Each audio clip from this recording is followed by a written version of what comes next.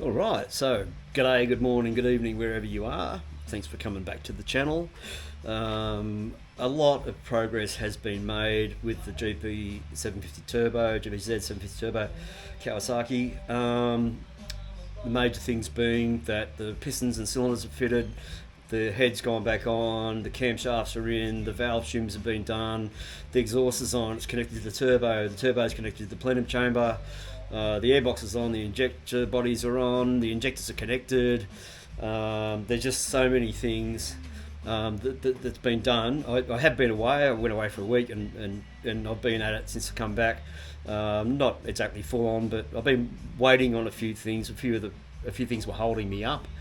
But anyway, I managed to get around those things. I'm just going to give you a bit of a quick rundown on what I've done and how the bike's looking now. So here we go.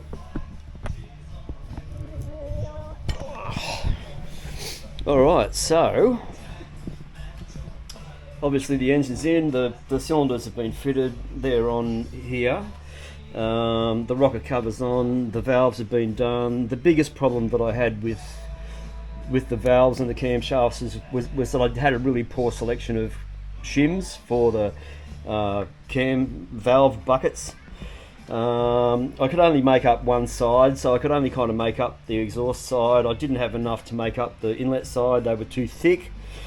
I got into discussions with a supplier about getting me some smaller shims, and I thought, well, no, I might just grind them down myself. So I ended up making up a jig to put the shims into. It looked a bit like this, using a special tools drawer down here. Kawasaki shim adjuster. So they're 13mm diameter shims. I pop them into these holes and clamp the thing together in a vise, and then go out and hit them with a grinder. Just a normal grinder. The shims would rotate as the grinder was grinding them, and it would grind them flat, and I could grind them down to the exact size that I was after.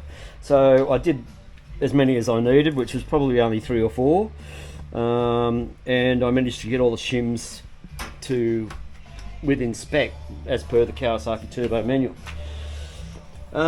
So the other thing was the exhaust. The exhaust's on, as you can see. It comes down into this spider which goes down here into the turbo. That's kind of like a collector. The turbo's there. It blows that little shaft around in there, which compresses the air and blows it back up through this tube here. This is where the air comes into the turbo. It comes out here, goes up this tube which goes around the side of the motor, around the back here, pops into this little chamber here. This is the plenum chamber. So this is where the pressurized air is forced into the throttle bodies. These are the fuel injectors up here. That's the throttle cable assembly, or the throttle actuator assembly. I did kind of make a note to myself when I was putting it together to put the cable on before you put the rest of it in there, but anyway, I'm going to get to that later. I didn't put the cable in, but I'll get to that. So at the moment, everything's working as it should be. If I turn it on, and what you can hear there is a fuel pump. I can hit the go button, and everything's turning over nicely. The engine sounds good. There's no problems as far as I'm aware yet, but I'm sure there'll be some. So I'm at the point now where it's time to get the fuel pump connected to, so here's the fuel pump, to get this connected to a fuel regulator, and the regulator sits about here. This is the connection for the fuel filter. This one goes up to the tank, which is up around here, so it goes from the tank to the fuel filter, out to the fuel pump, and then out from the fuel pump into the fuel injection system, which is up here. So these rails, which you can see here, these fuel rails, where the pressure is, all along here. These ones are connected. I think there's first 1, 2 and 3 are all connected. I think number 4 is stuck up underneath this sling, because I have the sling here to keep it safe while it's up that high on this lift. And the thing I like about this lift is that when you want to lift your bike up or down, you can grab this thing here. It's pneumatic, so it runs off the air compressor. Push on the button.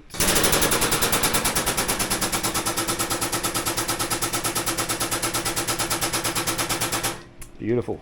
And when you want to let it down again, a little pedal down here, put your foot on it, and whoop, whoop, whoop.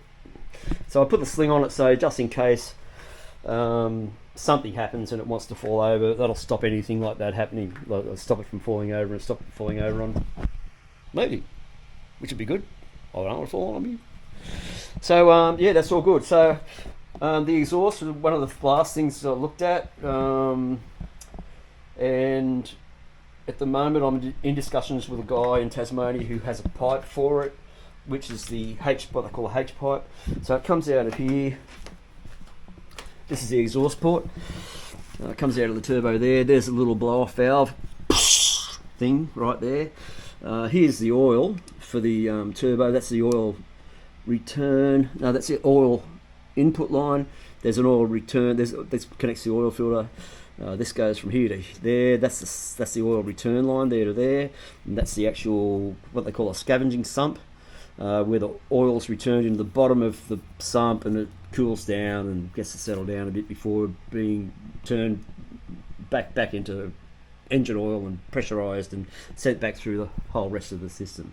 So I put some oil into the turbo to get it ready for firing up, and hopefully I'll be able to get this H pipe, but I don't know. It's a bit iffy. Of course, it has an issue. It's got the actual where it bolts on here. It was made in the UK by some guy who made a bunch of 100, and I think they're all slightly wrong. Whereas this part here is a little bit off. My plan would be to buy the pipe, cut that off, turn it back to where it should be, and weld it back on again. But I don't know if I get it at the right price. Yeah, but otherwise I might have to wait and get one from Japan. Again, their telephone numbers for when you buy them, or to get a decent one. Here's the throttle position sensor. They're rare as rock and roll shit too.